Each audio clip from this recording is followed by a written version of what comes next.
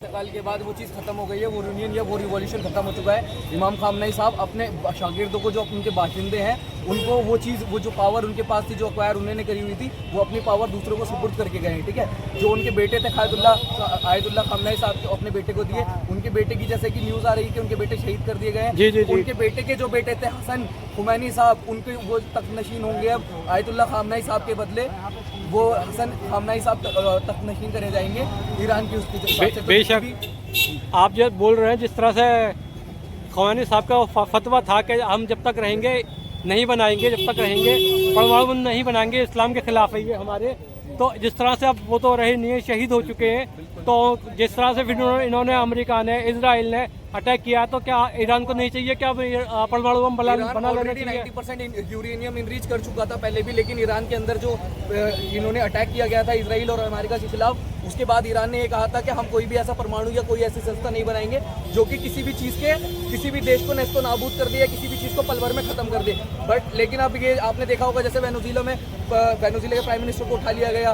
ठीक है, ऐसे ही प्राइम मिनिस्टर ने इमाम खामनेई साहब को कत्ल कर दिया गया, जबकि ये एक तरीके से टेररिज्म कर रही है इजराइल की कंट्री, जो कि इजराइल भी नहीं, इजराइल ऑक्यूपाइड पैलेस्टीन है। जो हमारा पैलेस्टीन था उसको ऑक्यूपाइड करके इजराइल बनाया गया है 1984 में, जिसकी इन्होंने वो करी थी, एक छोटी सी सिटी दी गई थी पैलेस्टीन को। एज यू ऑल नो, हम सब जानते हैं कि पैलेस्टीन को ऑक्यूपाइड किया हुआ है इजराइल के द्वारा। और आपका जो सवाल था कि ईरान जो परमाणु बनाएगा तो या नहीं बनाएगा, ये हम कुछ नहीं कह सकते इसके बारे में जो ऑफिशियल्स हैं ईरान के, जो ईरान के ऑफिशियल्स लीडर हैं, वो इस चीज़ के बारे में बैठ के बात करेंगे, उस चीज़ के बारे में सारी चीज़ें नॉलेज करेंगे, इस चीज़ के बारे में डिस्कशन करेंगे। आप डिमांड कर सकते हैं, पब्लिक डिमांड कर सकती है। डिमांड बिल्कुल इंशाल्लाह ये रहेगा कि परमाणु संस्था वो चीज़ लेना पड़ेगा, उनको परमाणु करना पड़ेगा, क्योंकि मिडिल ईस्ट में सिर्फ एक इजराइली ऐसा मुल्क है जिसके पास परमाणु हथियार है। इजराइल में पावर बैलेंस नहीं है, और जब ईरान पावर बैलेंस करेगा, ईरान के पास परमाणु आएगा, तो वो पावर बैलेंस कर दी जाएगी। So this is the major reason why Iran is occupied the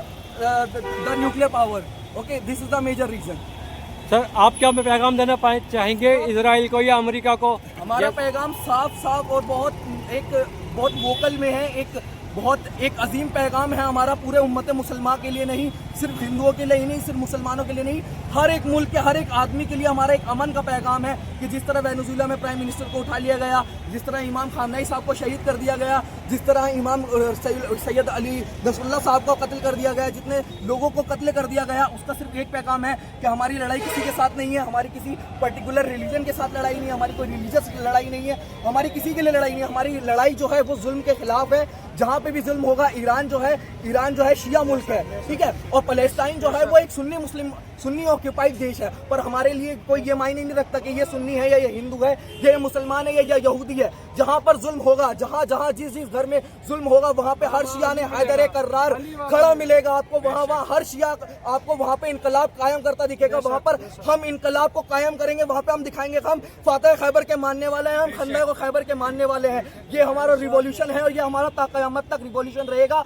और हम उस कलमे के शरीक हैं, अशहदु अल्ला इलाहा इल्लल्लाह व अशहदु अन्ना मुहम्मदर रसूलुल्लाह, अशहदु अन्ना अमीरुल मोमिनीन व इमामुल मुत्तकीन अलिय्युल हुज्जतुल्लाह, अल्लाहुम्मा सल्लि अला मुहम्मद व आले मुहम्मद। और हमारा ये ईमान है कि हम मरकर भी जिंदा रहेंगे, हम शहीद कहलाएंगे और हमारी मीरास रही है शहादत। आप करबला देख लीजिए, वाक़या करबला देख लीजिए, जब भी 72 थे, 72 ने 9 लाख का मुकाबला किया था, और आज भी हम लाखों हैं और लाखों मिलकर करोड़ों का मुकाबला करेंगे। Thank you so much. मुश्किलों का सामना कर सकते हैं अकेले। सर, जैसा आप अरब देशों में जिस तरह अमेरिका इजराइल का साथ दिया, उसके लिए आप क्या कहना चाहिए? पॉलिटिकल चीज़ें हैं, वो इतना कमेंट नहीं करना। अभी ये है कि जो हक और बातिल की लड़ाई है, उसके ऊपर मेन बात है। तो जिस तरह से ये इजराइल ने काम किया है, अटैक किया है अचानक से, पहले सब जानते हैं गलत क्या है सही क्या है, बस ये बोलने वाले कम है आपके। तो क्या ईरान को इसके लिए परमाणु बम का टेस्ट कर लेना चाहिए? नहीं है, ऐसे इमाम हुसैन ने शहादत दी थी, तो शहादत देने से उसका जो रिजल्ट है वो बाद में आता है सामने। कुर्बानी का रिजल्ट जो है, खून बहाने से जो है, जो रिजल्ट अच्छा आता है, वो किसी को मारने से नहीं आता। धन्यवाद, शुक्रिया साहब।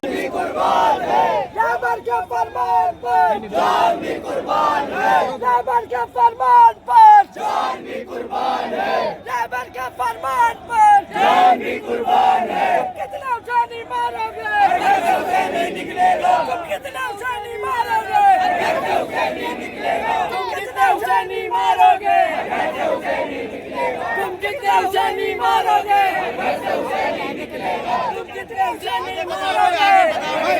आगे तक भाई ऐसा काम नहीं चलेगा।